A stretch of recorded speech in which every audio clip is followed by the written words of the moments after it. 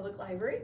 I have a brand new book today, and it is, of course, it makes me laugh because I only choose the books that make me laugh, or at least most of the time. This is called Tiny Cedric, and it's by Sally Lloyd-Jones and Rowboat Watkins. So this is the story of a king, and a king who makes some pretty bad decisions because he's very, very tiny, and he doesn't like it when anyone is taller than him. So you can see in this book how he goes about taking care of it so that he is the biggest one in the castle. I hope you like it. Here we go. Tiny Cedric by Sally Lloyd-Jones and Rowboat Watkins. And there is Tiny Cedric. Oh, I wonder who that is.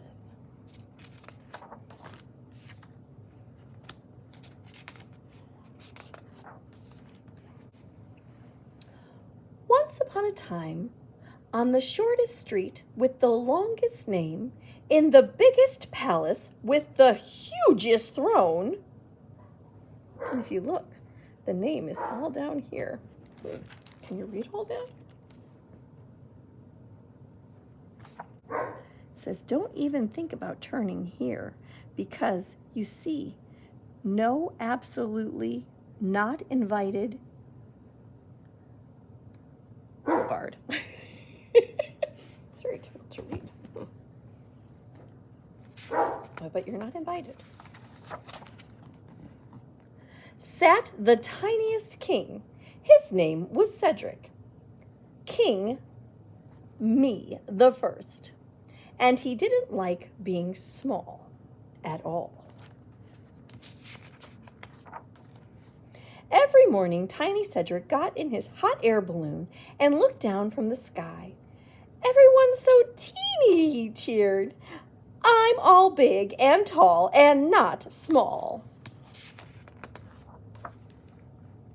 At breakfast, he enjoyed reading his newspaper, the Daily Me. Oh, it's all about him. He read what he had done. How marvelous, he said. Me above all. He read what he said. Oh, I agree, he laughed. My snazzy shoes are always news. Who doesn't get a huge kick out of fancy footwear? Oh, he saw his photos. So handsome, he proclaimed. Hairdos and don'ts. But sometimes he caught sight of someone bigger and remembered how small he was. Oh, uh-oh. So Tiny Cedric made a law. No one can be taller than me. This was silly, of course, because people grow whether someone likes it or not. So Tiny Cedric banished anyone taller than him from the palace, which was everyone, basically. Uh-oh, all those people have to leave. Next, he built a wall. Now I won't accidentally see someone big, he said. Still, to be extra safe, he bricked up the windows and put up mirrors. Oh, okay. Oh, wow. Special mirrors that made him look gigantic. Everywhere he looked, he saw himself smiling back at himself. I'm all big and tall and not small, he cheered. Perfect! Except it wasn't.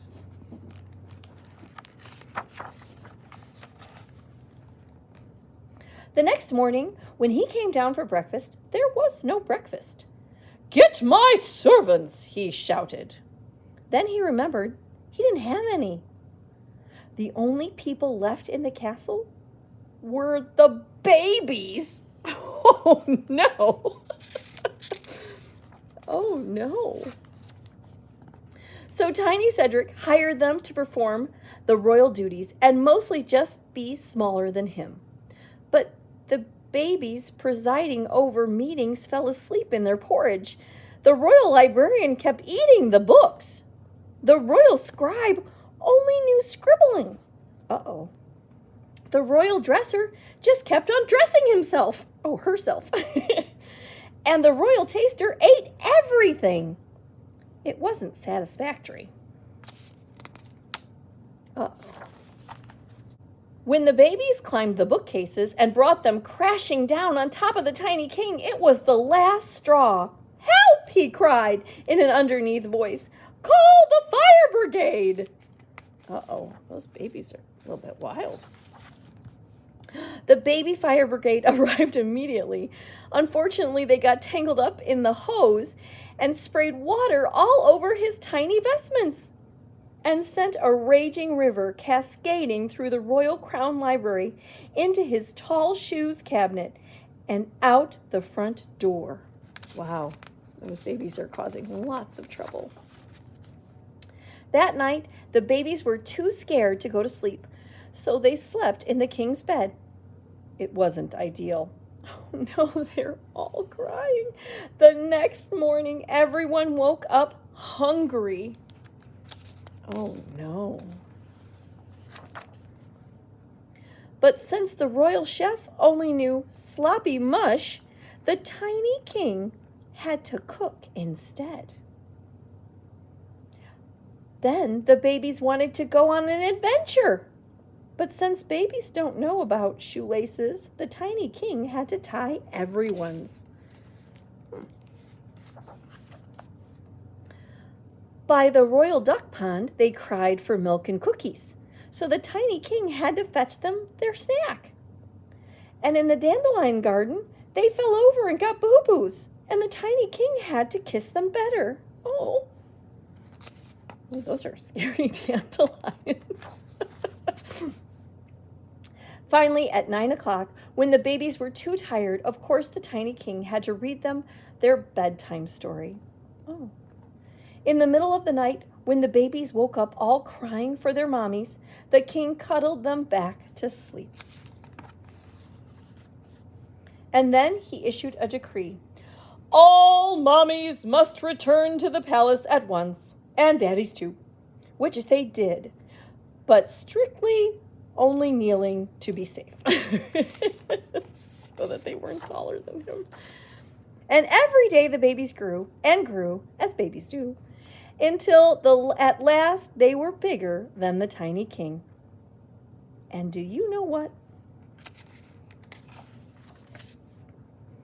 Tiny Cedric was far too happy to even notice. Oh, he loves being with them. Oh. The end.